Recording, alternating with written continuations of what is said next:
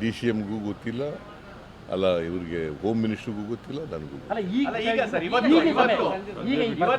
ಒಬ್ಬರು ಕೇಳ್ರಿ. ಸರ್ ಈಗ ಮನೆಯಿಂದ ಬರ್ತಾ ಈಗ ಮನೆಯಲ್ಲಿ ಅಲ್ಲ ಇವತ್ತೇನಾದ್ರು ಮನೇಲಿ ಸಭೆ ಆಯ್ತಾ ಈ ಸಂಬಂಧ ಅಂತ ಸರ್? ಯಾವುದು ಈ ಎಲ್ಲ ವಿಚಾರ CS ಅವ್ರದ್ದು, ಗೃಹ ಮಂತ್ರಿಗಳದ್ದು, DCM ಅವ್ರದ್ದು ಏನಾದ್ರು ಸಭೆ ಆಯ್ತಾ ಸರ್ ತಮ್ಮ ಜೊತೆಗೆ ಇವತ್ತು ಅಂತ?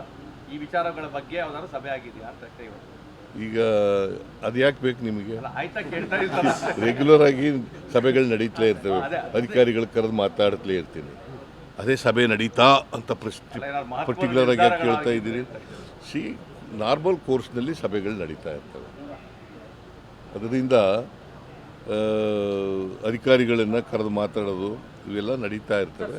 ಮಾಡಿದ್ವಿ. ಈಗ ತಾನೇ ಹೇಳಿದ್ರು, DGP ಈಗ ಹೇಳಿದ್ರು, ಅಡ್ವೊಕೇಟ್ ಜನರಲ್ ಕೇಳಿ ಅಂತ ಹೇಳಿದ್ದೀನಿ. ಅಡ್ವೊಕೇಟ್ ಜನರಲ್ ಕೇಳಿ ಆಮೇಲೆ ತೀರ್ಮಾನ ಮಾಡೋಣ ಅಂತ ಹೇಳಿ. ಸರ್ ಏನು ಗೊತ್ತಾ ಸರ್, ನೀವು ಸಿಟ್ಟಾದ್ರೂ ಚಿಂತೆ ಇಲ್ಲ, ಇದರಿಂದ ಒಂಚೂರು ಮುಜುಗರ ಆಗಲಿಲ್ವಾ ಸರ್ ಸರ್ಕಾರಕ್ಕೆ ಇಡೀ ಪ್ರಕರಣ? ಸರ್ಕಾರ ಏನು ತಪ್ಪು ಮಾಡದೇ ಇವರು ಮುಜುಗರ ಯಾಕಾಗುತ್ತೆ? ನೋಡಪ್ಪ, ಯಾರು ತಪ್ಪು ಮಾಡಿದ್ದಾರೆ ಅವ್ರ ಮೇಲೆ ಕ್ರಮ ತಗೊಂಡಿದ್ದೀವಿ, ಗೊತ್ತಾಯ್ತಾ? ಸರ್ಕಾರಕ್ಕೆ ಮುಜುಗರ. ಹಾಗಾದರೆ ಇದರಲ್ಲಿ ರಾಜೀನಾಮೆ ಕೊಟ್ರ? ಕುಂಭಮೇಳದಲ್ಲಿ ಇದು ಮಾಡಿದವರು ಒಂದು ಸೇತುವೆ ಬಿದ್ದೋಯ್ತು, ಅವತ್ತೇ ಕಟ್ಟಿದ ದಿನನೇ ಇನಾಗ್ರೇಷನ್ ಮಾಡಿದೆ, 100 ಜನ ಸತ್ತೋದ್ರು. ಆಗ ಮಾಡಿದ್ರ? ರಾಜೀನಾಮೆ ಕೊಟ್ರ ಪ್ರೈಮ್ ಮಿನಿಸ್ಟ್ರು? ನೀವೆಲ್ಲ ಕೇಳಿದ್ರ? ಕುಂಭಮೇಳದಲ್ಲಿ 50-60 ಜನ ಸತ್ತೋದ್ರು, ಕೇಳಿದ್ರ ನೀವು? ಅವ್ರು ರಾಜೀನಾಮೆ ಕೊಟ್ರ? BJP ಅವ್ರು ಕೇಳಿದ್ರ? ಓಲಿ ಕುಮಾರಸ್ವಾಮಿ ಕೇಳಿದ್ರ? ಬಟ್ ಇಲ್ಲಿ ಕೇಂದ್ರ ಸಚಿವರು ಎಲ್ಲರೂ ಇಡೀ ಸರ್ಕಾರದ ಇಮೇಜ್ ಹೋಗಿದೆ ಮತ್ತು ಬೆಂಗಳೂರದ ಇಮೇಜ್ ಕಡಿಮೆ ಆಗ್ತಾ ಇದೆ ಈ ಘಟನೆಯಿಂದ ಅಂತ ಅಂದ್ಬಿಟ್ಟು ಕುಮಾರಸ್ವಾಮಿ, ಸೋಮಣ್ಣ, ಶೋಭಾ ಕರಂದ್ಲಾಜೆ. ನೋಡಪ್ಪ, BJPಯವರು ರಾಜಕೀಯವಾಗಿ ಮಾತಾಡ್ತಾ ಇದ್ದಾರೆ, ಸುಳ್ಳು ಆರೋಪಗಳನ್ನು ಮಾಡ್ತಾ ಇದ್ದಾರೆ. ನನಗೆ ಇವು ಯಾವೂ ಕೂಡ ನನ್ನನ್ನು ಕರೆದ್ರು, ಚೀಫ್ ಸೆಕ್ರೆಟರಿ ಹೇಳಿದ್ರು ನನಗೆ, ನಾವೆಲ್ಲ ಫಂಕ್ಷನ್ ಅರೇಂಜ್ ಮಾಡಿದ್ದೀವಿ ಸರ್, ನೀವು ಬರಬಹುದು ಅಂತ ಹೇಳಿದ್ರು. ಆಯಿತು ಮಾಡಿ ಅಂತ ಹೇಳಿದೆ, ಓಕೆ ಅಂತ.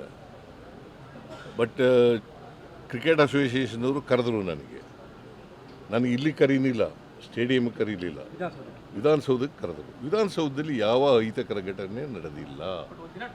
ನನಗೆ ಗೊತ್ತಾದದ್ದು 5:45ಗೆ ಸತ್ತೋಗಿದ್ದಾರೆ ಅಂತ ಗೊತ್ತಾದ, ಸ್ಟ್ಯಾಂಪೀಡ್ ಆಗಿದೆ 5:45ಗೆ ಗೊತ್ತಾದ್ದು.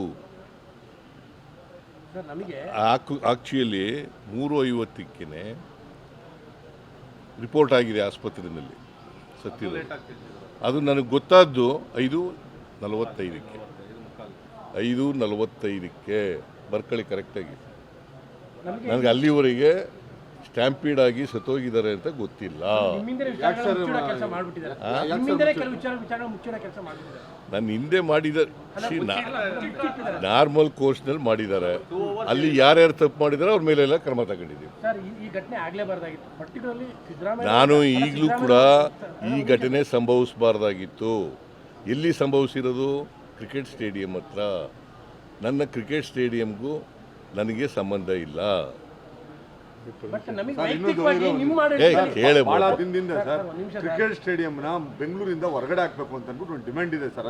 ಅದನ್ನ ಪರಿಶೀಲನೆ ಮಾಡ್ತೀವಿ. ಅದನ್ನ ಯಾಕಂದ್ರೆ ಈ ತರ ಬೇರೆ ಜಾಗ ಎಲ್ಲ ನೋಡ್ಬೇಕಲ್ಲ ಸರ್. ವ್ಯಕ್ತಿಗತವಾಗಿ ನಿಮ್ಮ ಆಡಳಿತದಲ್ಲಿ ಈ ಥರದ ಘಟನೆ ಆಗಬಾರ್ದಾಗಿತ್ತು ಅನ್ನುವಂಥ ನಮಗಿರುವಂಥ, ನಿಮ್ಮ ಯಾರ ಅವಧಿಯಲ್ಲಿ ಆಗಬಾರ್ದು, ನಿಮ್ಮ ಆಡಳಿತದಲ್ಲೂ ಆಗಲೇಬಾರ್ದಾಗಿತ್ತು. BJP ಅವ್ರ ಕಾಲದಲ್ಲಿ ಆಗ್ಬೋದಾ? ನಮ್ಮ ಆಡಳಿತ ಇರ್ಲಪ್ಪ, BJP ಅವ್ರ ಕಾಲದಲ್ಲಿ ಆಗ್ಬೋದಾ? ಯಾರ ಕಾಲದಲ್ಲೂ ಆಗಬಾರ್ದು, ನಮ್ಮ ಕಾಲದಲ್ಲೂ ಆಗಬಾರ್ದು.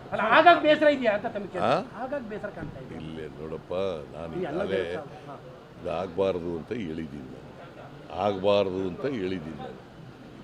ಹದಿನೇ ಪ್ರಶ್ನೆ ಕೇಳಿದ್ರೆ ಪುನಃ 15 ಪದ ಬೇರೊಂದು ರೀತಿಯಲ್ಲಿ ಕೇಳಿ ಆಗಬಾರ್ದು. I repeat, I reiterate, ಆಗಬಾರ್ದಾಗಿತ್ತು. ಇದು ಅಹಿತಕರ ಘಟನೆ, ಇಂಥ ಘಟನೆ ಆಗಬಾರ್ದಾಗಿತ್ತು.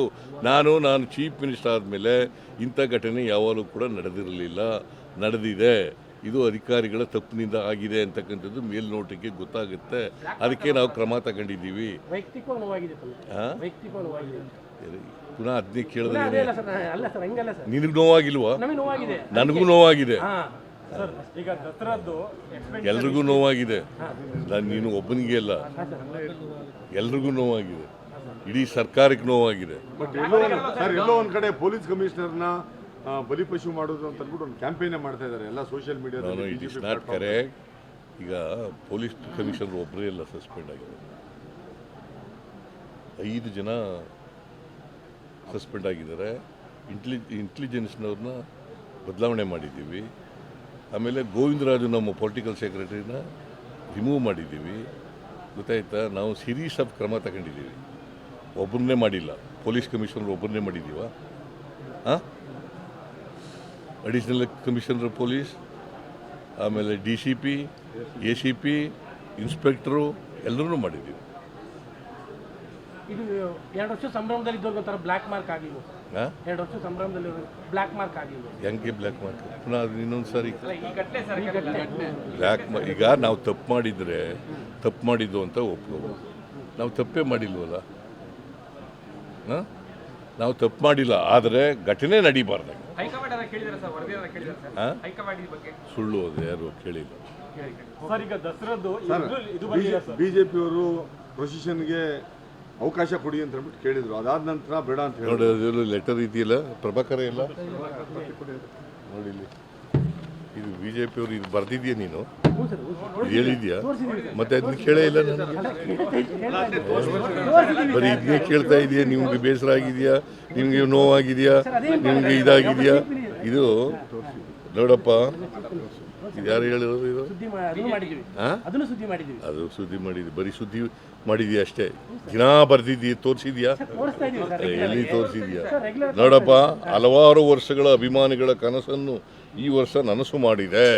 ಯಾರು ಹೇಳ್ತಾ ಇರೋದು? BJP ಕರ್ನಾಟಕ. ಆದರೆ ತೆರೆದ ಬಸ್ನಲ್ಲಿ ಆಟಗಾರರ ವಿಜಯೋತ್ಸವಕ್ಕೆ ಅನುಮತಿ ನಿರಾಕರಿಸುವ ಮೂಲಕ ಆಕಸ್ಮಿಕ ಗೃಹ ಸಚಿವ ಅವರು ತಾವೊಬ್ಬ ಅಸಮರ್ಥ ಹಾಗೂ ಅದಕ್ಷ ಎಂಬುದನ್ನು ಮತ್ತೊಮ್ಮೆ ಸಾಬೀತುಪಡಿಸುತ್ತದೆ. ಯಾರು ಹೇಳಿರೋದು? ಈಗೇನು ಹೇಳ್ತಾ ಇದ್ದಾರೆ? ಇದು ಹೇಳ್ತಾ ಇದ್ದಾರಾ? ನಮ್ಮ ನೆಚ್ಚಿನ ಆಟಗಾರರನ್ನು ಅತೀ ಹತ್ತಿರದಿಂದ ಕಣ್ತುಂಬಿಕೊಳ್ಳಲು ಅಭಿಮಾನಿಗಳು ಕಾಯುತ್ತಿದ್ದು, ಅಭಿಮಾನಿಗಳ ಈ ಸಂಭ್ರಮಕ್ಕೆ ಕಲ್ಲು ಹಾಕಿದ ಪರಮೇಶ್ವರ್. ಯಾರು ಹೇಳಿರೋದು? ಹಾಂ, ಹೌದೇ? ನೀವು ಇದನ್ನ ಒತ್ತಿ ಹೇಳೋದೇ ಇಲ್ಲ. ಇದನ್ನ ಒತ್ತಿ ಹೇಳಪ್ಪ ಮೊದಲು. ಒಂದು ವೇಳೆ BJPಯವ್ರಿಗೆ ಮಾಡಿ ವಿಧಾನಸೌಧದ ಮುಂದುಗಡೆ ಮಾಡಿ ಅಂತ ಹೇಳದೆ ಹೋಗಿದ್ರೆ BJPಯವರು ಬೇರೆ ಥರ ಬಣ್ಣ ಹಚ್ಚರು. ಈಗ ಈಗಿನ ಬಣ್ಣ ಹಚ್ತಿರ್ಲಿಲ್ಲ, ಬೇರೆ ಥರ ಬಣ್ಣ ಹಚ್ಚಿದ್ರು. ಸರ್ ಈಗ ದಸರಾದ್ದು ಎಕ್ಸ್ಪೆಂಡಿಚರ್ ಲಿಸ್ಟ್ ಬರಲಿಲ್ಲ. ಇನ್ನೊಂದು KDP ಮೀಟಿಂಗ್ಗಳು ಆಗ್ತಾ ಇಲ್ಲ ಸರ್. ಈಗ ಮೈಸೂರಲ್ಲಿ ನೀವು ಮೊದಲು ತಗೊಳ್ತಾ ಇದ್ದೀರಿ KDP ಮೀಟಿಂಗ್, ಅದು ಆಗ್ತಾ ಇಲ್ಲ ಸರ್. ನಮಗೆ ಯಾವ ಡಿಸ್ಟ್ರಿಕ್ಟ್ ಇನ್ಚಾರ್ಜ್ ಮಿನಿಸ್ಟರ್ ಜೊತೆ ಮತ್ತೆ ದಸರಾದ್ದು ಯಾವಾಗ ಕೊಡ್ಬೋದು ಸರ್? ಈಗ ತಕ್ಷಣ ಮಾಡ್ತೀವಿ. Thank you sir.